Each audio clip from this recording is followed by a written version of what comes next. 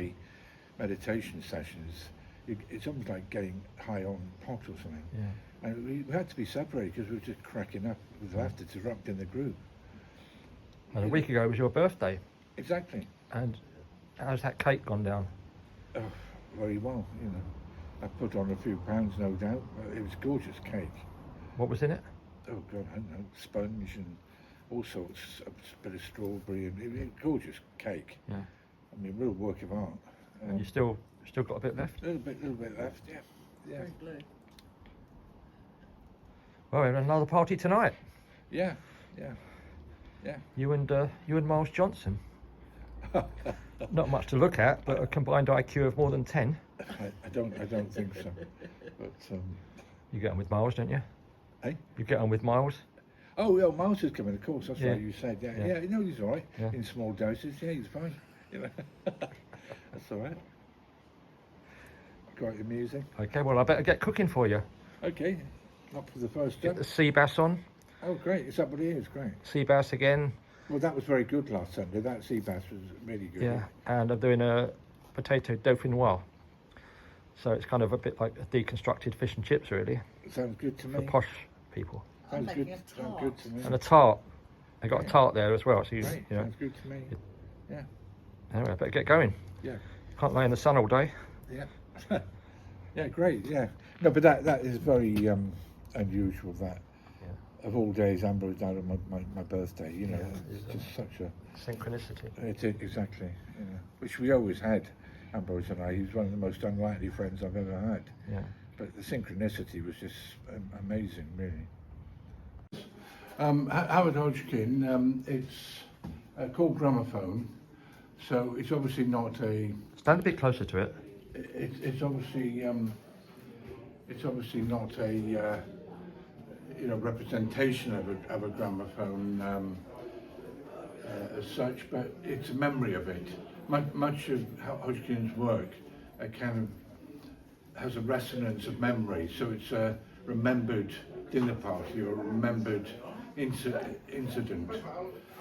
social incident or whatever, and he's kind of put it through his memory bank with the resonance of time in the past. But the colour is very strong, as always with Hodgkin. It has this kind of very strong colourful vivacity, really. Yeah.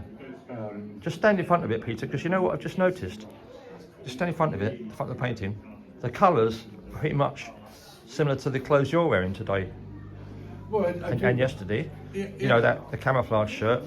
Look how the colours, you know what I mean? Yeah. It's kind of uncanny, isn't it? The colours. Peter's shirt and Howard Hodgkin. It's camouflaged again. Yeah. Yeah. And the red and the orange. Yeah. Yeah. Synchronicity. Beauty, that. Eat the witch, except me. As you can see, I'm not a fan of the royal family. Fake.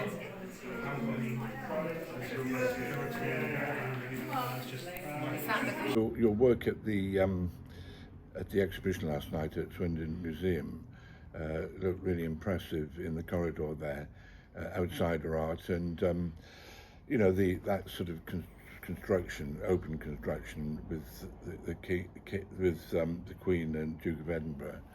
It has a sort of Hans Belmer-like malevolence about it, because on the one hand it's kind of slightly childlike, naive, almost like a child would be drawn to, and on the other hand it's got this kind of political kind of symbolism, malevolence, as much of Belmer's work does, doll-like, and yet the dolls are malevolent. They're not sort of touchy-feely dolls. They've got a slightly satirical and malevolent ring to them, if you like. So I liked that one particularly, and unlike many of your box constructions and so on, it's not encased in Armand-like perspex, liquid perspex, which I also like. But in this case, they're just in there, in open space. They're actually embedded in resin, but only halfway up, so they're not completely covered. So They're half buried. Okay, but it doesn't look like they're buried, and no, so that's a structural thing to Yeah. stabilise it, so it's That's safe. right. Keep you know. them down there, Yeah, like driving a stake through a vampire's heart. yeah, that's right. Yeah, no, so that was good. It was really good to be in that show. I mean, a really good place to be, you know, and it was a good opening. I thought quite crowded and some good work there, you know, different styles and things. I like Jury's car ones. They're sort of Rosenquist type photorealist, Americana cars and that type of thing. Yeah. And I like those kinds of slightly brutalised face portraits, you know, slightly our back come bacon. They're pretty powerful too. Yeah, I didn't get a chance to interview the guy about outsider art, but effectively it's kind of akin to art brut, isn't it? Yeah. By untrained artists, Yeah. presumably. Yeah, it's all in there, you know, arte povera and found objects and spontaneity, you know, beachcombing type of aspects of spontaneously assembled, you know, constructions or works, collages, three-dimensional collages, you know, that type of thing. Yeah, So you're off to Bath today to be in a show? Yeah, I've got 3 linos. I've got to get them mirror plated, which Colin will do, and also he's got to frame overnight this Wigan Pier one for the Industrial Ruins show at Brampton Museum. Well, talking of industrial ruins, it'd be great if you could get to teach Professor Alice Roberts lino cutting, wouldn't it? Yeah, well, I think she wants to learn it, so she did mention that, so hopefully, you know, I'll get it together. Yeah. She's a busy lady, you know, obviously she's she's always on her hands and knees and she's digging up stuff. There's that, but she's doing TV all the time, but she's also a professor of archaeology at Birmingham University. Yeah. And they're a bit of a specialist team there, because I've noticed other Birmingham University professors have been working at Stonehenge. Have they? Yeah, because they've been uncovering underground sort of habitation of Neolithic man. Yeah. They sort of went underground they basically lived in handmade caves. Yeah, that's right. You know, so there was a program about it. Yeah. And the people on it wasn't Alice Roberts this time, but it was her colleagues from Birmingham University. Right. So they've obviously got a kind of hot team there, you know. There's quite a scandal about that, because one of Miles Johnston's friends who came for supper the other night is Maria Wheatley, or the beautiful Maria Wheatley as he describes her, and she has written a book about the long-skulled people under Stonehenge that were genocided, because they were from like an alien hybrid race, and there's lots of graves and skeletons they've dug up for that. I think but that was on the programme. That was on this programme? The one that I saw. Oh, was it? Yeah. Because I think they've been trying to hide that information a bit. Yeah, that was. Well, that's her. She's local here. She gives talks here. Oh, did she? She talks at the Basis conference. Oh, okay. Yeah.